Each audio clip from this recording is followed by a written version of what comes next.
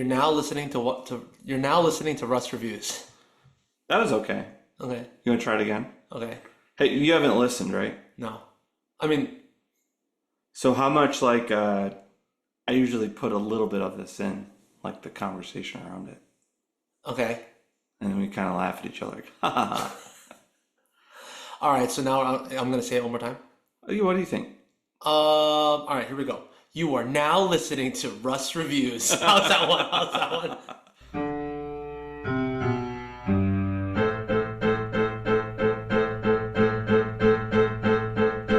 Hello, everyone. Welcome back to another episode of the Russ Reviews podcast. I am the aforementioned Russ, and today we have an in-person guest, one of my newer friends, but feels like an old friend, David Lee. Hey, what's up, guys? It's David. Straight out of Princeton, New Jersey. Straight out of Princeton. But you grew up in Queens? Yeah, so I grew up in New York City, in Queens. Was in like the Jamaica area for a while, then Flushing where all the other Asians are. And then I met Russ while I was here in Champaign. I lived here from 2021 to 23. Okay, so this is an audio podcast, so you want to clarify that you're also Asian? Yes, I'm Asian. Okay. Yeah, just don't cancel us. Russ's podcast lasted about 6 months. Till I brought on David Lee, who is Korean. David and I met at a wedding. That's true. And we worked in similar fields, and just kind of became friends. What year was that? Do you remember? It was either 21 or 22. I remember because I had also just recently met this couple that we were at the wedding for, and we were kind of seated at the table of like randoms and misfits, you know. And then we just ended up talking, and it was a great time. We've been friends ever since. Yeah, you were like the bridge of the wedding because it was interracial, and you were like helping to translate and explain the ceremony. Oh, I forgot about that. Yes, even though I was a very new friend of the couple, I was the translator from English to Korean and the MC of the wedding. Yeah. That is a funny thing. I thought you were like an old friend. No, I'd known them for like maybe 4 months at that point. So I went to school with the bride, so we'd known each other since college. And yeah, no, that was a very fun wedding. I learned about Malona popsicles at that wedding, which, you know, the ones I'm talking about? Yeah, of course. They're like square. Yeah, they're like a rectangular prism. They're like a regular popsicle. They're amazing. Yeah. Costco has them once a year. Dude, Costco's so Asian now. They have them once a year. Ours, at least. They don't sell them year round. It's only during the summer. Uh-huh. And we always buy like 3 boxes of them. Dude. What's your favorite Korean dessert? That's interesting. Dessert. I actually don't normally have that big of a sweet tooth. There is this big thing. It's not Korean. It's actually Chinese. This thing called fumang, which is like a mango ice cream that's shaped like a mango. I both like it because it is incredible. It is like a mango ice cream with like a white chocolate exterior, and it looks just like a mango. It is so good. But also, it is so I own currently a Korean supermarket. I co-own it with my parents. Oh yeah, it is how about the hottest selling item we've had. Oh, it's called Wurimar. It's called Urimart. Urimart in West Windsor, New Jersey, right outside What's the website? UrimartPrinceton.com, baby. Yeah, so if you live in the greater Princeton area, they are officially sponsoring the podcast right now. Yes. How much will you pay me for this ad, you think? I'll ship you so much melted Malona. It'll be great.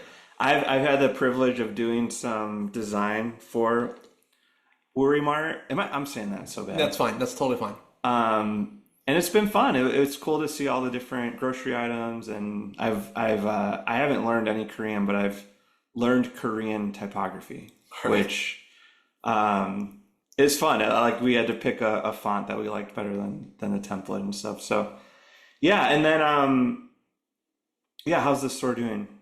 Good. Yeah, a little bit slow in the summer, which is why I'm able to come here to Champaign and visit some old friends. Taking a long 2-week vacation, which I haven't taken any real vacation in like 2 years. So I'm excited, and the store's doing well. So come by. Yeah, please do. I don't know if we have any listeners in Jersey, but do we have any listeners anywhere? Well, I know my wife listens. I know my cousin John. Shout out John. Let's go, John. Shout out Jim Barlow. I know he listens. Let's go, Jim Barlow. David Lee and me. You don't listen. I don't listen, but I'm about to. You listen. I like the sound of my own 30 voice. minutes of. I know I have quite a few episodes. Okay. But David, I'm going to start the timer. Okay. Because we're not here to talk about Korean food. What are we here to talk about? We're here to talk about wrestling. That's right. So, David and I were texting about what was the conversation? Where did it start? Well, I'm pretty sure I was texting you. I think it was about the new documentary, the WWE Unreal. I think I was texting you about that. Which I had no idea about. Right. I was like, oh, you're talking about Mr. McMahon? Right. Because one of the main things that we've connected on is our shared love of Bill Simmons. Yes. And all the Bill Simmons related things, the BS Pod, the Ringer, Grantland, all that stuff. Shout out Masked Man Show. Yeah. It's actually crazy because obviously Bill Simmons is like one of the most famous people in sports and pop culture. I have never met another person who like listens to him regularly. I know. It's like we're all in the woodwork somewhere, even though it's not even an embarrassing thing. But speaking about embarrassing things, is somehow we got on the topic of wrestling, and I was like, Russ, you have to watch wrestling. And you have to watch this Unreal podcast. I mean, the Unreal documentary on Netflix, because it's perfectly suited to get people to understand why people should love wrestling. Okay, great. Yeah, and I think to quote you, you were like, I could podcast about wrestling for hours. Hours. So yeah, and that's great. And I'm now remembering we need to do a Bill Simmons episode because I want to do a podcast about the Podfather because he's probably my main inspiration for the show. Him and the Closterman episodes are like what I'm always aspiring to. I could be your David Chang. Or my Kevin Wildes, yes, maybe. Yes. Some half-baked ideas. Real quick though, who's your favorite co-host on the Bill Simmons podcast? You can only pick one. I mean, it's got to be Cousin Sal. Okay. It's got to be Cousin Sal. I was going to say Cousin Sal too, yeah. I mean, as horrific as it's been for my life, I mean, they got me into gambling. I'm like, they're guessing the lines and like, I'm getting better at guessing it with them. And I think I could really make I've lost thousands of dollars. But I'm having a great time doing it. Doing the Ringer sponsored parlays and stuff. Yeah. So crazy. My FanDuel's a disaster. Yeah, I'd say Cousin Sal as well. It's not Joe House. Yeah, no. And even Ryan Russillo, I feel like it's kind of fallen off ever since he got in trouble that one time. So there's a lot of scuttlebutt that he might be leaving. Yeah, I think back to ESPN. No, to Fox. Oh, to Fox. Okay. Because I guess Zach Lowe is like getting on his turf. I love Zach Lowe though. Yeah. I mean, I have a soft spot in my heart, so this is a little bit of a tangent, but so for college, I went to Northwestern for journalism. Go Cats! Go Cats! And the reason I did that, so I grew up pretty regular Korean household. I always wanted to be a doctor. I worked at a hospital throughout most of high school. But I just applied to Northwestern journalism because of Grantland.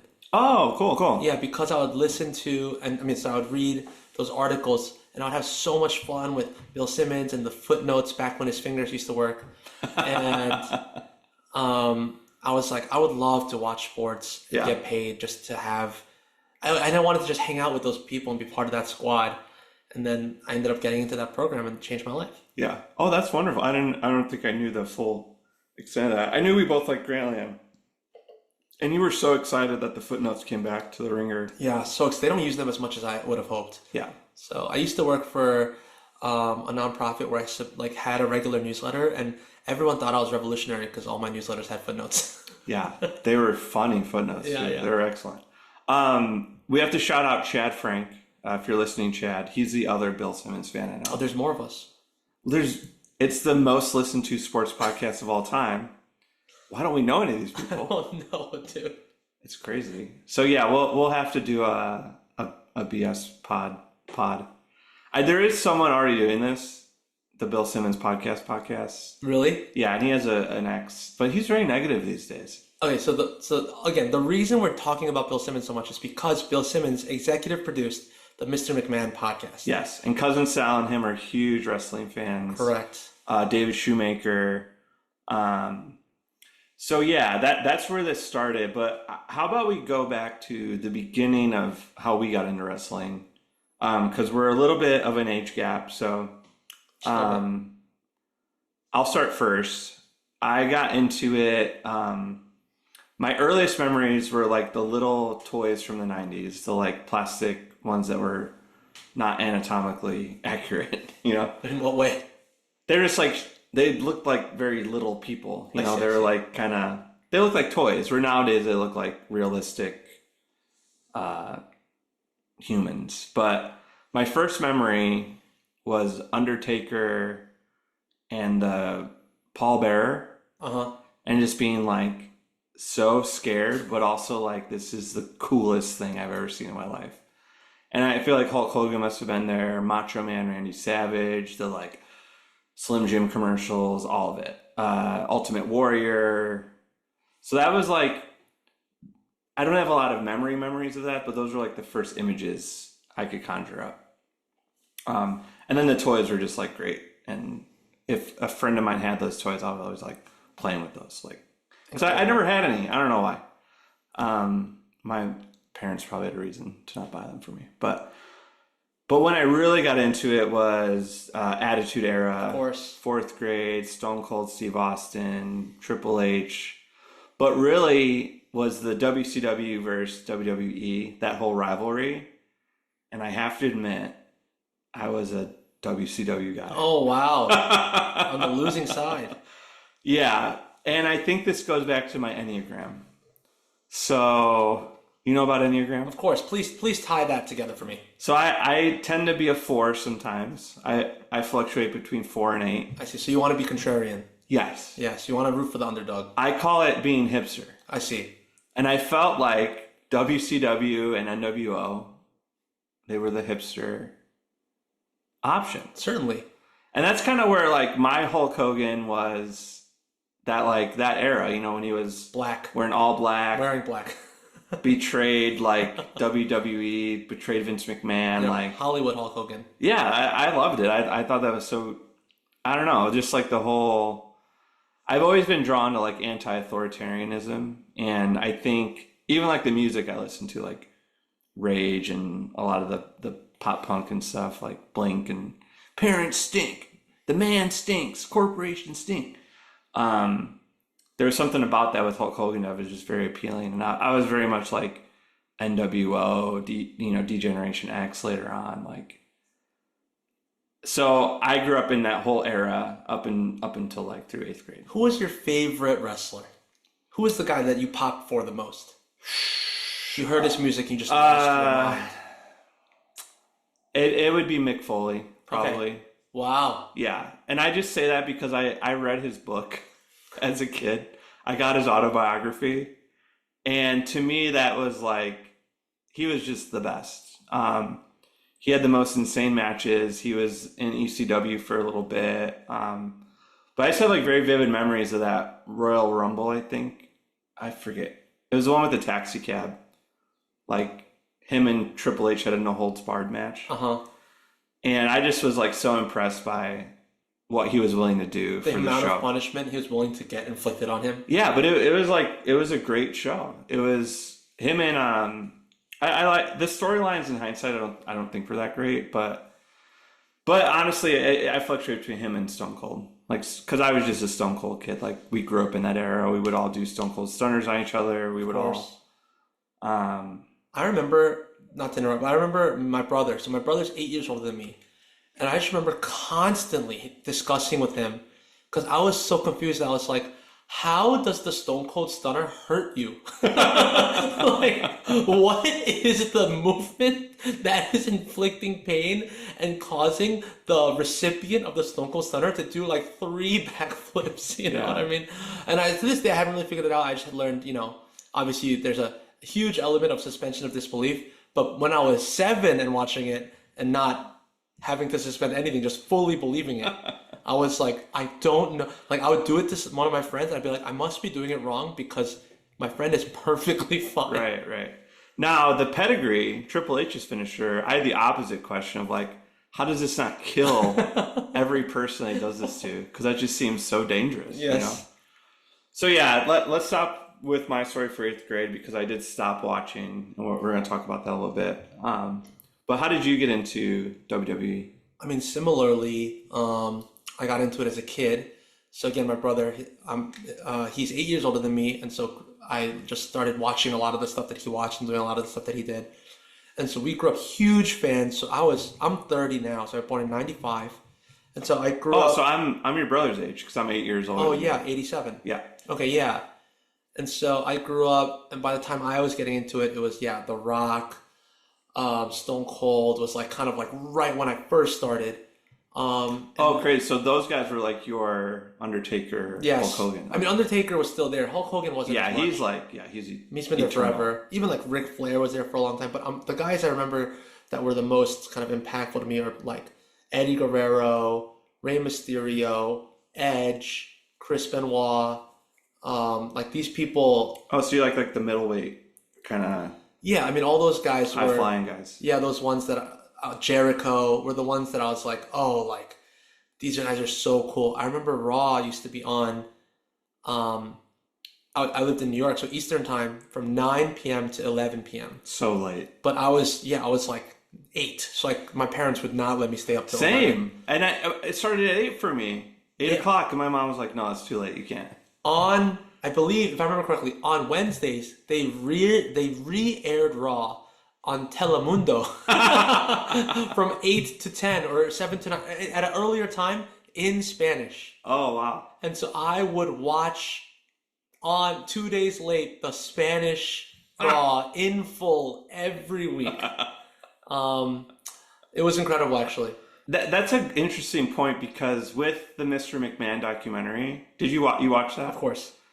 I was just kind of, I don't know if mortified is the right word, but like I was like stunned by the storylines that I was watching as a prepubescent like teenager, not totally comprehending what was going on, Of course but not. it was pretty crazy.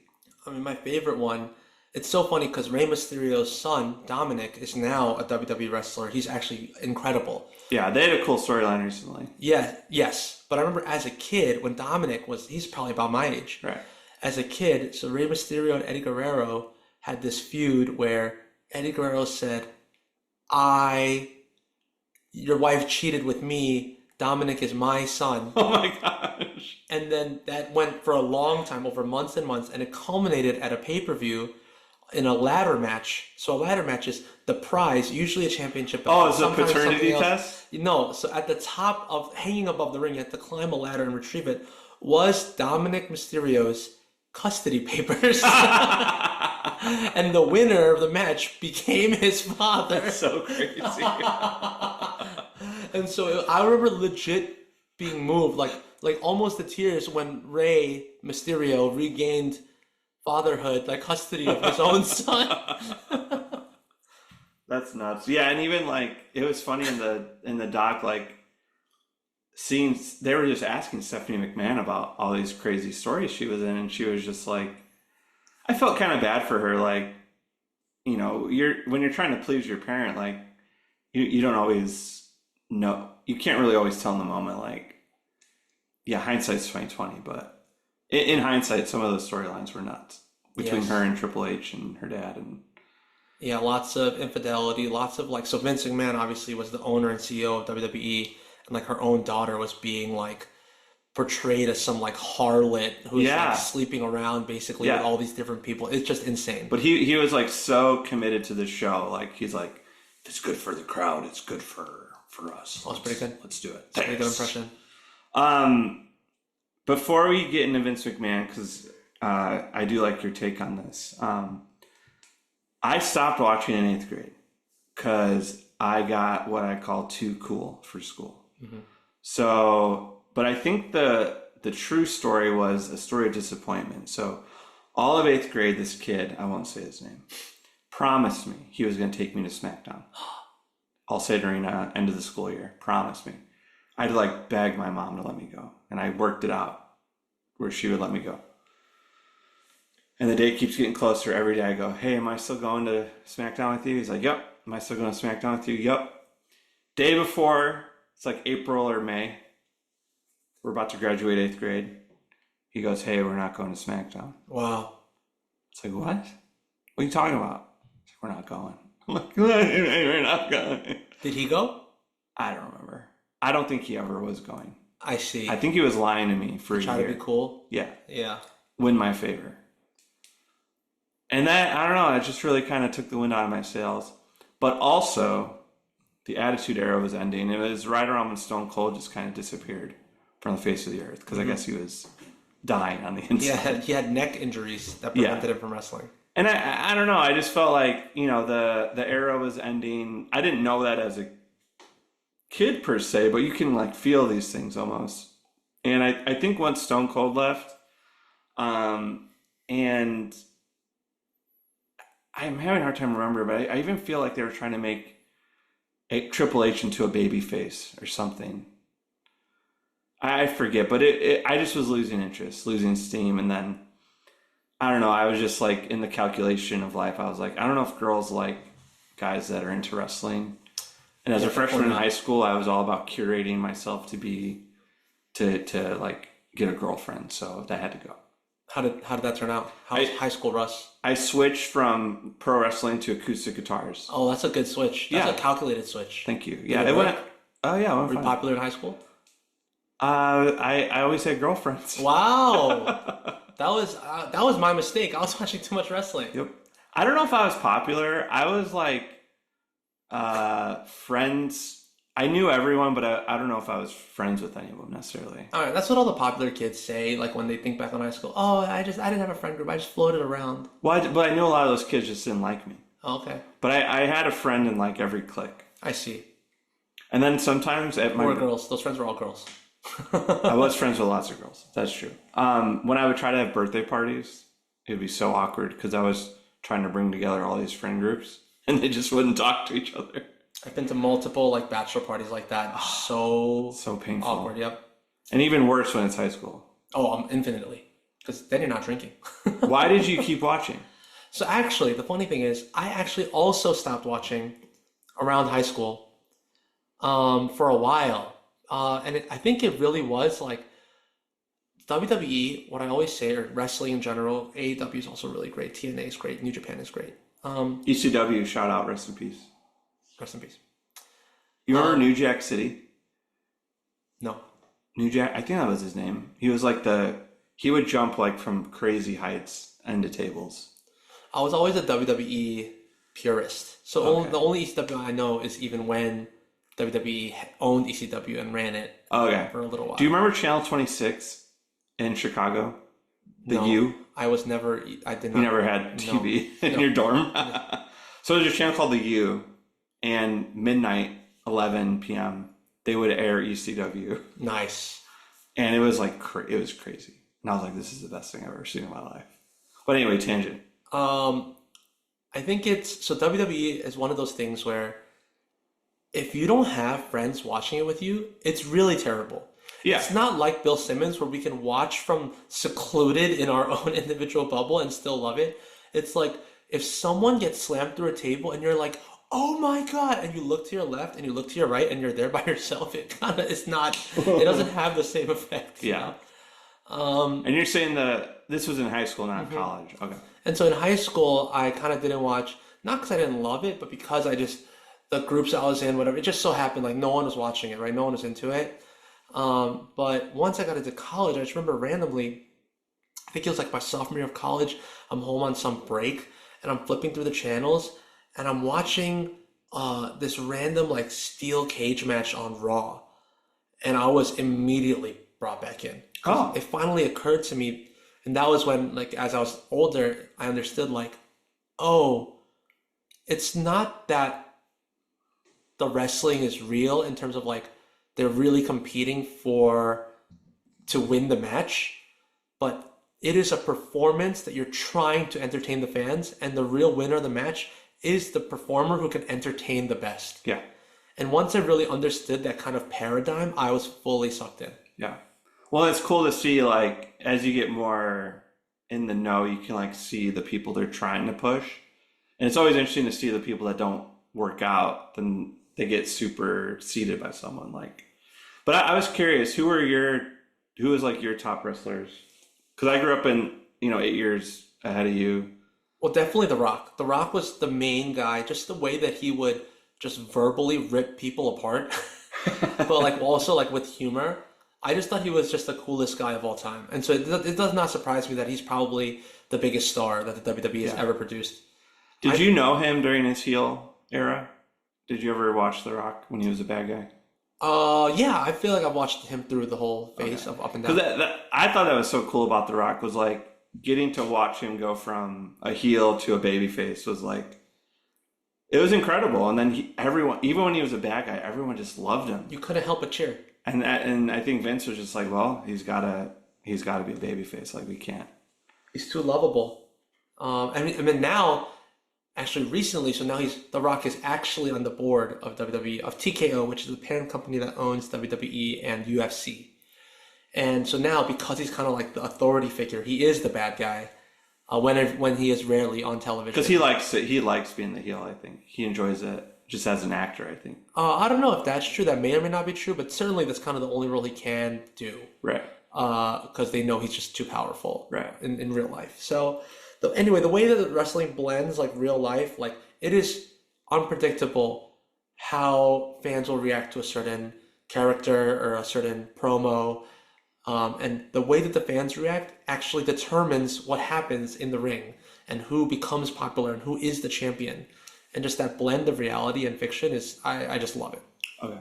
So I had a big gap, like 20-year gap, and then once WWE went to Peacock, I had Peacock, and I saw the logo, and I was like, You had Peacock for something that wasn't what else is on Peacock? the Olympics. Okay. That's real. That's a real thing. Bum, bum, ba-dum, bum. You know what I'm talking about? Bum, bum. I wish you guys could see David just staring at me like I'm crazy. The Olympic theme song. Okay, yeah, I understand. Boom, boom, boom. What was I saying? Okay, so they had pay-per-views on there for free. Yep. So I watched a WrestleMania. I was like, this is amazing. It's amazing. So it was like Roman Reigns and who has he beaten Which recently? one was it? I mean, Several years ago. Cena, he did Seth, he did Gunther? Cody. He did not do Gunther, I don't think. It was Not at the one WrestleMania. before Cody. Because he was champion for a long time. But anyway, it doesn't matter. Uh-huh. Who carried the WWE between Triple H, Stone Cold Rock, like that Attitude Era, and Roman Reigns? Oh, it's Cena. Cena was. Okay. 100%. Well, tell me, yeah, what? Because I missed the whole Cena thing. What was that like? Honestly, it worked well for me when I was very young, when I was, 10, 11. Looking back at it, it was actually pretty boring, but basically Cena would show up in his bright yellow shirt and bright green shirt and bright purple shirt and just say never give up, and then you could never pin him. Right. For like 12 years, you could never pin him. And so you could hit him, every other person could hit him with every move in their repertoire 14 times. And because Cena never gave up, he just, at the count of 2.5, it was like clockwork. You'd Yeah. kick out. And he'd hit you with 54 attitude adjustments and he'd win. And that was pretty much the script for a long time. What did you think though of the jorts? I love the jorts. You love the jorts. I love the jorts. As an outsider, I was like, why is this guy with the jorts so popular? I mean, but he's jacked. I think once you're popular and jacked enough, you kind of wear what you want. I know, I just wish the jorts were above the knee. They are very long jorts. The below the knee jort just gave me like JNCO vibes. But it works because he came initially. His character was more of like a rapper. Like he was Yes. like a wankster, Yes. So then he like I've heard that term I in a know long time. I haven't. It just came back from the recesses of my brain, and so then he would like rap and stuff. And obviously back then it was still like the early 2000s or whatever when he first kind of came on with that character. So he was wearing the super baggy long jeans, whatever. Yes, yeah. So it's kind of felt like a natural evolution of that. Okay. Yeah, that was cool about the let's segue to the Mr. McMahon doc because I didn't know anything about John Cena until I watched that, and it was cool to hear him like. That's what I love about the WWE is when it's an organic star. Like they were not expecting him. They were trying to push this other guy. And then there was just something about John Cena that was irresistible. And I love when that happens. And I worry with Cody Rhodes, like, and I'm curious your opinion on this, like, has his rise been too artificial, or do you think it's been earned? Oh, I think it's one of the most earned rises You I've do? ever seen. Yeah. Okay. Why is that? Because Cody was in WWE for 10 years, and basically never given a big push. He played this guy who was overly obsessed with his own appearance, dashing Cody Rhodes. He played Stardust for like probably like 3-4 years. When I think back on old Cody Rhodes, I think of Stardust as like this fictional but kind of a joke, like superhero character who talks in weird things and in riddles that don't make sense. Was his dad Goldust? His half brother is Goldust, Okay. and his dad is Dusty Dusty Rhodes. Rhodes, that's right. And so then Cody left the WWE, and he was one of the founders of AEW. That's right. And then so he created this rival promotion that is now easily the second biggest promotion in America. Are they on the Roku channel though? Like Billy Corgan's outfit? Like TNA. No. I'm just kidding. Yeah, so they're not quite They're on cable. They're like yeah. legit. I think they're on TNT. I think they are on TNT. They're definitely on TNT. I know because of the NBA playoffs, they always had big AEW commercials like over and over and over again. And one of my favorite wrestlers in the world, Maxwell Jacob Friedman, is on AEW. They have a ton of great talent, but he started this rival promotion, and the rival promotion is huge, and no one thought it could be done. After this whole WCW versus WWE war, the WWE won handily. Oh yeah, it was a monopoly essentially on the wrestling universe until Cody and a couple other people. Tony Khan, Tony Schiavone, the Young Bucks, Kenny Omega, these people started AEW. And then Cody was there doing great work for a few years. And then he left AEW, his child, to come back to WWE because he wanted to create a legacy where his father's legacy was. Oh, wow. Okay. And so once he came back, after doing the impossible and creating a real life rival promotion, he's a star. Yeah. He's a star. Why did Vince, though, like, let him come back? I mean, why did Vince let everyone call his daughter up? Okay. That's a good point. Yeah. Is a swear word? I don't know. Leave it out if you need to. We'll ask Spotify. Yeah.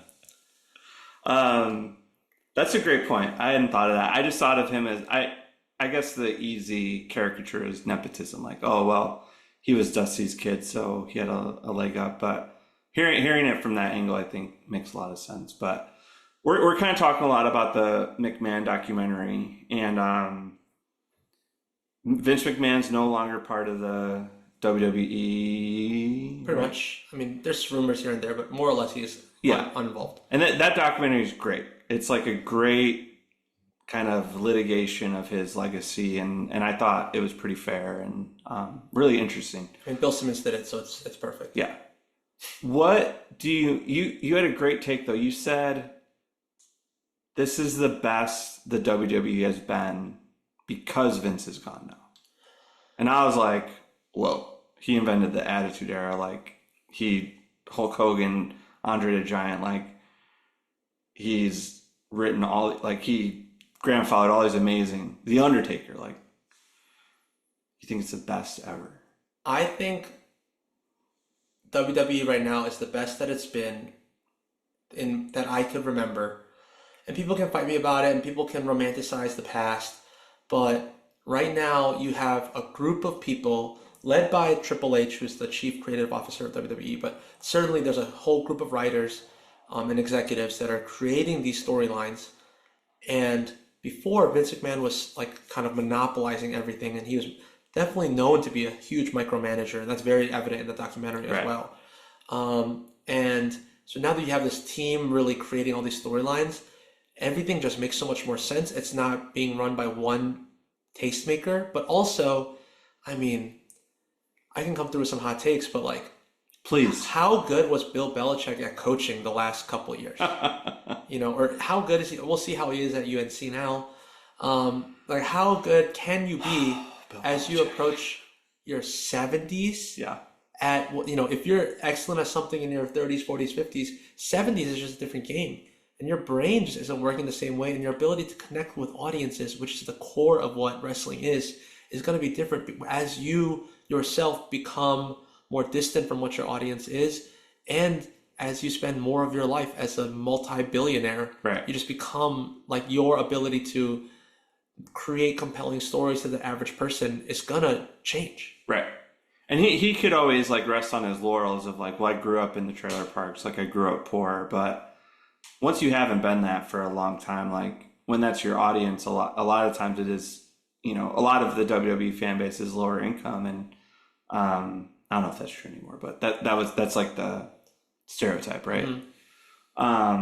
You have a college degree from Northwestern and you're a WWE fan, so Yeah, I mean, I'm a huge fan. I don't even know if they're super low income, but they're certainly not multi-billionaires, Right. So Vince is not, his lifestyle is not accessible to any of us. right. And it just seemed like he kind of had a stranglehold on it. But so who are the like Cody Rhodes? Is he like the Stone Cold of this era? Would you say, or like who's the Hulk Hogan of 2025? There's a few people. I would not say there's a single dominating star right now.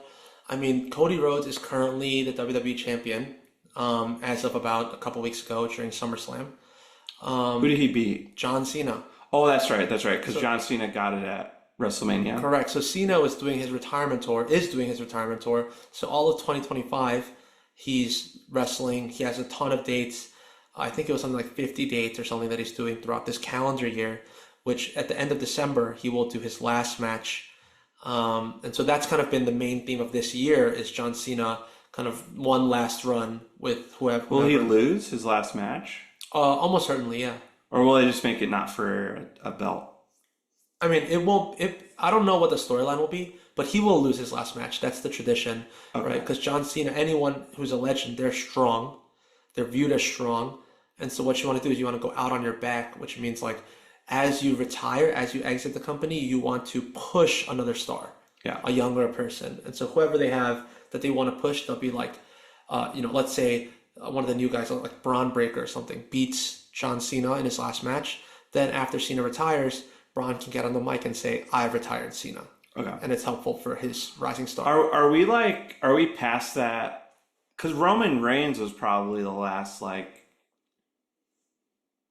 You had Hulk Hogan, you had this Stone Cold, and then Cena. Like, would it be Roman Reigns was at that level? Yeah. I mean, Roman Reigns. It was like he held the belt for I think it was like 4 years, somewhere between 3 and 4 years. So maybe they're still kind of searching for that. Might come out in 5 years, maybe. But are we just over that as a society? Like, is society too segmented now to have one singular icon? I mean, I would have thought that society was too segmented during Roman Reigns 2019 to 2023 when Roman was champ for that whole time. But they were able to do it. So it's just whatever the storyline demands. I think Cody, as a fan, Cody is as compelling as any one of those people. Yeah. And he's so good at his job. He's in his kind of like prime. He actually was just on Bill Simmons' podcast talking about a lot of this. Yeah. So that's great. I think he's a little bit older. I think CM Punk is as big as any of those people. And he's, he was popular when John Cena was popular too. Okay. Is CM Punk with WWE? Hasn't he gone back and forth? No, so he retired for 7 years, was at AEW for a couple of years, and has been with WWE for the past 3 years now. Okay. But he's the one that also goes on sports shows, or is that Seth Rollins? Seth Rollins goes on a lot of sports shows. Okay. I think he just did the Rich Eisen show for a while. Okay. So Seth Rollins is also very big star. He has a Chicago connection.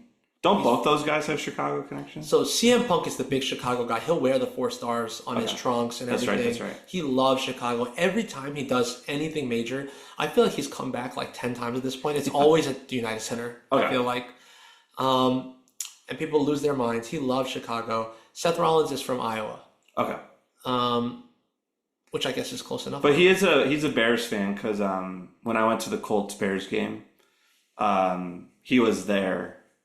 And the mascot beat him up.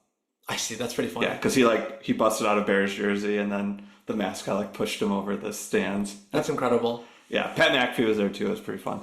I digress. But Let me ask you this though. I got belt confusion. Can we simplify the belts in the WWE? There's a lot of belts. Can I give you my proposal? Okay. Russ reviews Okay. belts. This is a little segment. You have one belt. What's the belt Rody Coates, Cody Rhodes has? WWE Undisputed Championship. Okay. Call that one the old name. Oh. World Heavyweight, right? That was the old name. Then have two belts below that, conferences. SmackDown, Raw. Just call them that. And then have your NXT belt. Then you could have your Tag team. Featherweight, lightweight, blah, blah, blah. But I just wish the two shows had their own, the names of them were a little clearer. And then have like a pay-per-view belt that either show can have access to. And then would you mirror that exact layout for the women as well? Oh, how do the women do it? So pretty much the women do it now similar, the same as the men. So the way that it is right now is you have these two belts. It's effectively the Raw and SmackDown belt, but the SmackDown belt is... They don't call them that. They don't call it that, but that's kind of what they are. It's the belt that is currently Cody Rhodes's, the WWE Undisputed Championship or whatever. It's like, it's blue.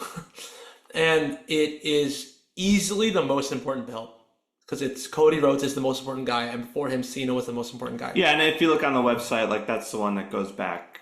They have like a record of it. Yes, and then the other one... It's had different names over the years. The other one is called the Universal Championship, the WWE Universal Championship. I might be getting the exact wording wrong, but and that's currently held by Seth Rollins.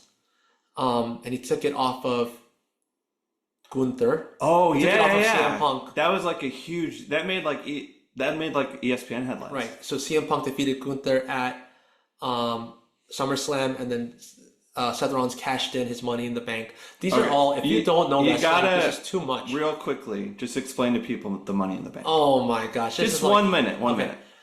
So there's a ladder match. Remember how Dominic Mysterio became Ray's son because his custody papers were hanging from the rafters, and they climbed the ladder to do it? So they have the same idea every year. They call Money in the Bank, where once a year they have this match where a briefcase, a golden briefcase is hanging from the rafters, and if you win it, you get the ability to, inside is a contract for a title match. Oh, okay. And so then you're able to cash in your briefcase, aka realize the terms of the contract at any given time. Okay. So whenever you want, anytime, you're able to run into the ring, hand the referee briefcase, and initiate a title match. So it usually happens after another grueling title match, and whoever won that is on the verge of death. And then lo and behold, that's what he did at SummerSlam. That's exactly what he did. He comes in, cashes it in, and dominates him and wins. That's awesome. Yeah. And everyone was just so happy because he's like kind of beloved. He's beloved. Also, he did this thing where this is the perfect example of the blurring of the lines of reality and fiction with WWE. So Seth Rollins, in a match about 2 months before that, he apparently messed up his knee. And so, there would be videos of him at events, like nothing to do with WWE, with his daughter and on crutches and a brace. Yes. He would be like going to brunch with his wife and kids, on crutches. Yeah. And then it turns out at SummerSlam, he walks out with the crutches, with the briefcase in hand, and says, "When I'm healthy, I'm coming for you." Once CM Punk won the championship. And then he throws the crutches off, takes the brace off, cashes in, wins the championship, and it turns out the whole injury was a ruse. Oh my god! From the start, he was never hurt. That's incredible. It is incredible. And so, Seth in later interviews would say he basically spent a lot of time at home because that was the only place that he could not wear crutches, and he'd have to tell his kid to not tell people that he was lying about everything. And apparently the kid messed up and told his third grade teacher or something. Oh no. Yeah. That reminds me of have you ever watched The Prestige? Yes. That's a big part of the story, is just the magician's commitment to the turn and to the act. And early in the movie there's that magician that is pretending to be a very old man, and whenever he's out in public he has the appearance of being old, but yeah, it's just cool. Like that's part of the magical realism of it is that they're committed to the bit, you know. But that's also part of the dark side, I think, too, is like when do they get to turn off and not be Stone Cold or Mankind or, you know, I think Vince McMahon was kind of a casualty of it. Like he just became Mr. McMahon. I don't think Vince McMahon existed for 30 years, you know. Yeah, absolutely. I think those lines can be very blurry, but as a fan, that's what I like. Yeah. And obviously, in the age of social media now, like you can dig into it. Obviously, there were times when, for example, Seth Rollins probably slipped and he wasn't wearing the crutches at some point, or someone found out that he wasn't hurt. If you really dig into the deep Reddit, whatever, you could find, you know, all the real truths. But that's not fun. That kind of defeats the magic, you know? Yeah. We could all go to the North Pole and find out Santa's not actually there. Wait, what? Yeah, still real to me. Kids might be listening. What do you think of my belt idea, though?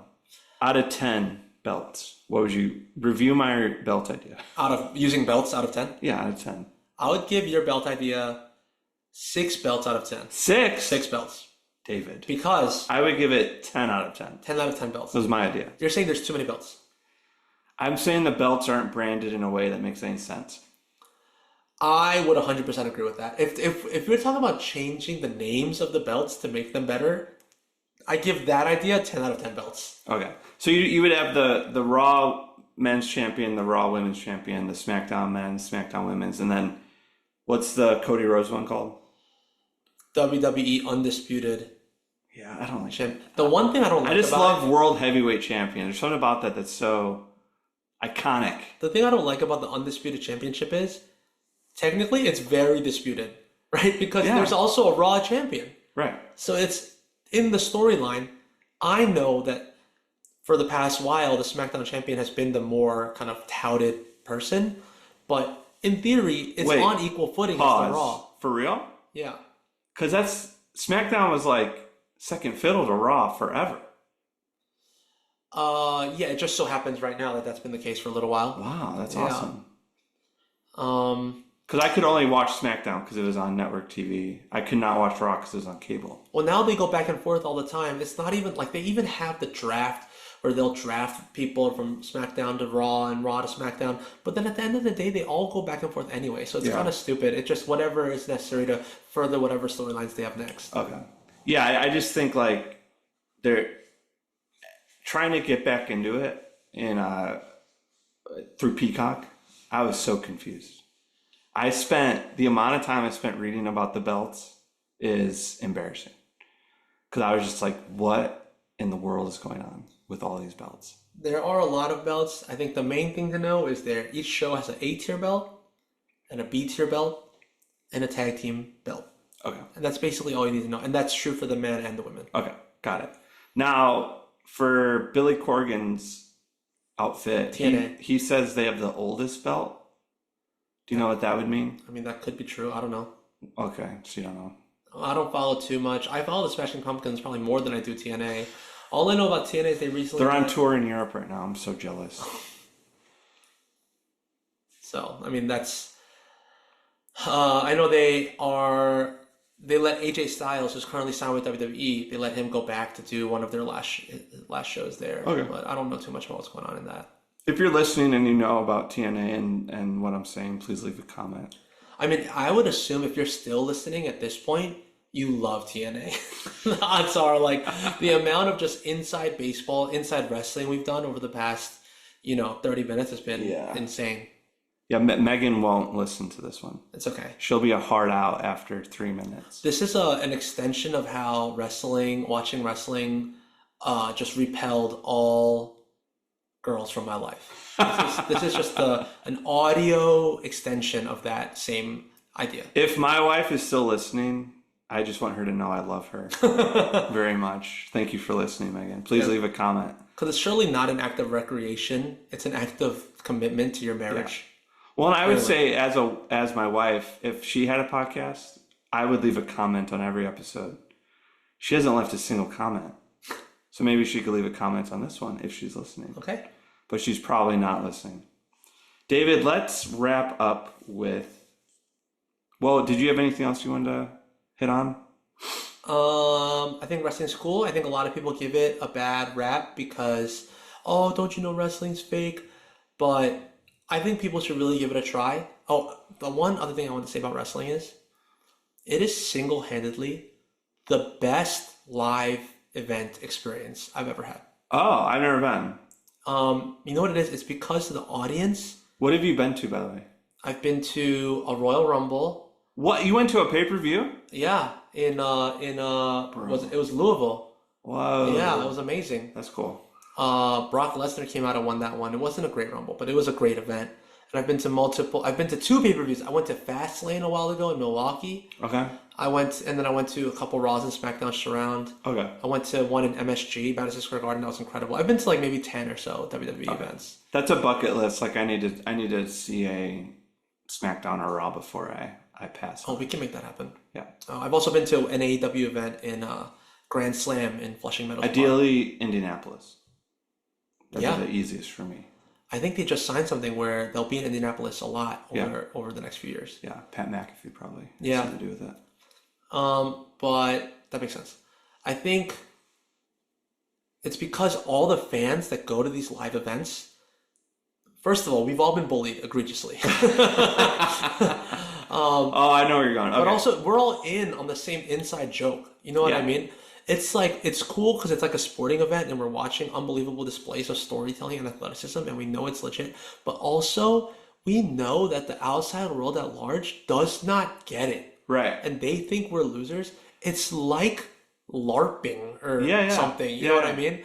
And we're all choosing to believe in this fantasy together. It's like a game of Dungeons and Dragons that we're all playing together. Yeah. And so that's what makes it awesome. And a wrestler will come out and we'll know all the chants and we'll know all the songs and we'll know all the, the right things to do. Like when they're going back and forth, slapping each other and you go, ooh, ah, in Yeah. unison as a whole audience. And it's just, I think anyone who hates on it should go to a live event before they bash it. Okay. That's great. Yeah. And I think the documentaries have shown pretty hands down, like it takes a high level of athleticism to be a professional wrestler. I can do it. I couldn't do it. And the toll it takes on your body and the pain and it's crazy. And it's been cool to see like WWE get more conscious of how much toll they're putting on the wrestlers, and like even the schedules are a lot easier and stuff. But I did want to talk to you about streaming a little bit because you said something that kind of shocked me, because I got back into wrestling through Peacock and I said it's leaving Peacock, and you went, what'd you say? So thank God. Thank God. And I'm saying, no, Lord, please keep it on Peacock, because it costs me $1.95 a month, and now I'm not going to have access to wrestling In anymore. what world is Peacock costing you $1.95 a month? Real world, Peacock costs me $10.99. you're doing it wrong. They twice a year they do like a promo. You get Peacock for $20 for the whole year. Oh wow. You just have to switch your. Well, I shouldn't say this on the podcast. Okay, I understand. It's then you have to switch your email. you have to say you're a new subscriber. I understand. Yeah. Well, You could probably get a student discount. that's probably true now. Russ and I are both headed back to grad school imminently. Yes. I think So let's tell people what happened. So WWE, you should tell them. yeah, so WWE recently signed a deal with Netflix. So Raw has been on Netflix for a while. So it's Netflix and Peacock was right. kind of the two. And so all the pay-per-views were on Peacock, and then SmackDown was on USA Network. So SmackDown will continue to be on USA Network on cable. But then they just signed a deal with ESPN where all their pay-per-views starting from 2026 will be on ESPN and their new ESPN streaming platform, which I believe it hasn't launched yet, but they're saying it's going to be $29.99 a month. Right. So pretty steep, $360 a year. So $1 a day is actually not too bad if you think about it that way. But The Cubs charge $20 a month for just their baseball games. yeah. It's crazy. I think it'll work out because obviously I'm a big fan of sports in general, and as evidenced by our Bill Simmons fanaticism. And I'm a fan of WWE, and I would never have Peacock if not for WWE. Right. I actually cancel. if there's more than if there's a pay-per-view I'm willing to skip, I actually go to the trouble of canceling Peacock because I will not use it for anything other than the pay-per-views. See, Peacock has me because of golf. It's like they have, I think, 2 to 3 majors now, and they have a ton of the like they air a lot of the because the Golf Channel is a NBC property. So yeah, I do love me some Peacock, and they have all the Universal cartoons, which my son loves. Makes sense. As far as Peacock goes, another reason I'm excited to cancel it is because I also use Peacock. The only other thing I ever used Peacock for was they had Premier League on Peacock. They lost that, didn't they? No, I don't know if they lost it or not, but I know my boy Son Heung-min is now in the MLS. And so now I have to get an Apple TV Plus membership to watch him at LAFC. Oh, okay. And so I can go back to following Tottenham just on scoreboards and box scores, you know? Yeah, it's crazy. So you think this will be good or is it like, because what also happened, I wanted to contrast a little bit. UFC just signed a deal with Paramount where it's all going to be in one place. So my issue right now, going back to golf or NFL or NBA, to follow the sport, you need to have 2 to 3 subscription plans. UFC now, all you'll need is a Paramount Plus subscription. And you'll get everything. You'll get every fight, every pay-per-view. I don't watch UFC. It's not a sport I follow. I'm not gonna. But for UFC fans, they're getting such a nice experience that my favorite leagues will not provide to me. And I'm wondering, like, what was nice about Peacock was you could get everything there just like, you had to wait a day, right? Because couldn't you get Raw and SmackDown day after? I don't think you could. You couldn't. No. Just they had so much content though. Like they had all the pay-per-views and They had the full vault. So WWE had their own streaming service called WWE Network, Right. and then all immediately went on to Peacock. So basically, all of the whole back catalog of matches and history and everything was all on Peacock. yeah. So you could go watch. I watched like that Royal Rumble with Triple H and Mankind. Right, you could watch WrestleMania's like one through all the previous Right. pay-per-views, all that. What happens to the vault in this new deal? Who gets the vault? I don't know. I don't know who gets the vault, but you know who ultimately has the vault is YouTube. All that stuff is on YouTube, and that's what I do. So They don't pull it. no, they post it. They post it. Oh. WWE channel. Okay. And so I think what happens is, and this is how I follow, I would consider myself a step above a casual WWE fan. Yeah. Right. So I know what's going on at any I given would time. give you several steps above. I'm not mega hardcore, Right. because if you have Raw, SmackDown, NXT, and pay-per-views, on average, we're talking about 10 hours a week of It's a lot of WWE content. programming. Plus, if you're really into wrestling, then you're also probably watching AEW, which is another like 7 hours, Right. plus pay-per-views. Then maybe you're watching TNA and New Japan. If you are just a wrestling fanatic, that's a full-time job. Yeah. Totally. And so what I do the same way I do with basketball, which is my favorite sport, I love the NBA, or baseball and often football, is I'll just watch the highlights of most Raws and SmackDowns on YouTube. Okay. And WWE posts it every single day, like immediately following the show. And then I'll just watch all the pay-per-views. Okay. Yeah. Yeah. So I was just watching pay-per-views basically. That's the way to do it. And then like, cause that's what I had access to.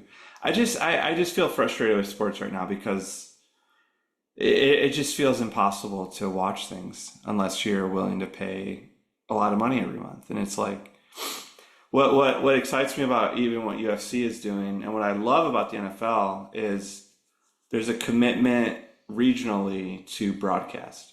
So like if you can figure out an antenna, you can watch your local teams.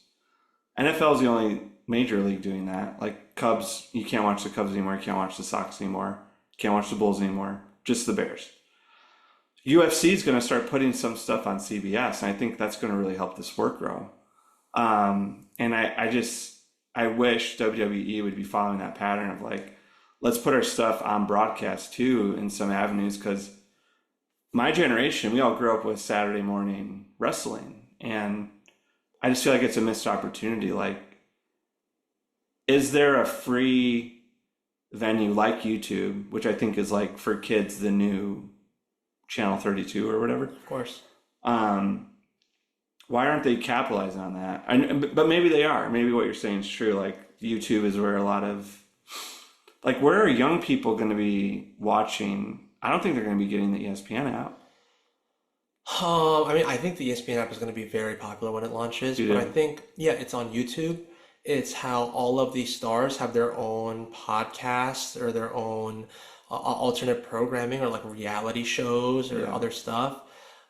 It's integration between WWE and stuff like the Pat McAfee show, where WWE is becoming more and more, or just different barstool stuff, where they're just becoming more part of the mainstream discourse. Right. And as it helps, obviously, when people like The Rock and John Cena, Roman Reigns, they're like starring in these huge movies and like known mostly as WWE superstars. And so I think WWE is growing.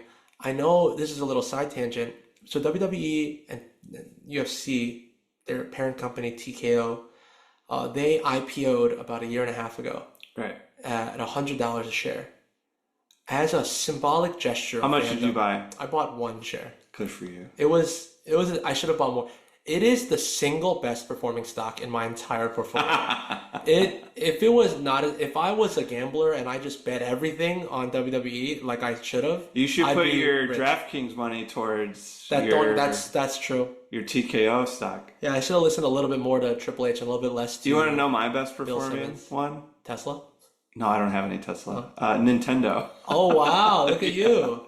Yeah, so They always say invest in what you know, right? oh yeah, for real. Oh man, that's funny. So what are you gonna do though if WWE like what's gonna happen when the cool kids start getting into it? Is that gonna ruin it for you? No, I'm excited. I You're welcome ready to people. welcome Yeah, the I'll normies? open up the bandwagon. Okay. And there's a good amount of normies now. I mean, even like Logan Paul is a regular performer in WWE, Yeah. and he's excellent. He is really good. I will give him that. Yeah. This past SummerSlam, Jelly Roll just did a match with Logan Paul actually, and it was Okay. really good. Travis Scott was heavily involved in last year's WrestleMania. Bad Bunny, so the mainstream is open, and these mainstream people are coming in, and it's Yeah, great. Bad Bunny even was he did okay.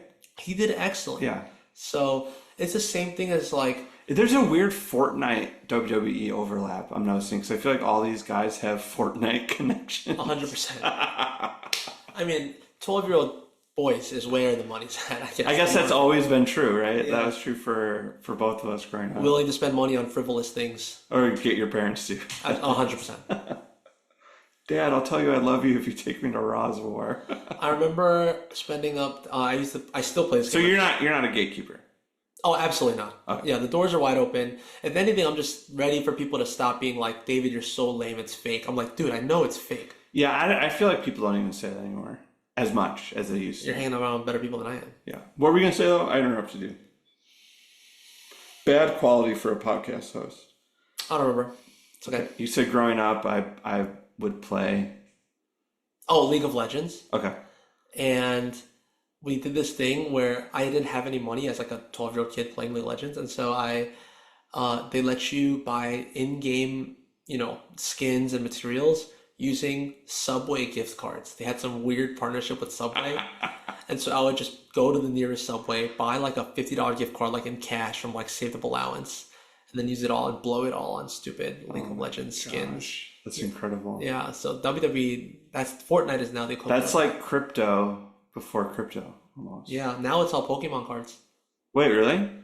Or just people are using that as like their way to just like gamble and do things. Yeah. Wait, like, what do you mean? Like opening them on a stream and like trying to get the Charizard or? Right. You just like are playing, you pay a certain amount for a pack, but it's possible that there could be a card in that pack that's worth 100 times what the pack costs. Okay. Yeah. Yeah, because I've seen a lot of those reels where like they'll shake because they grabbed a holographic, not Charmander. Who's the big guy?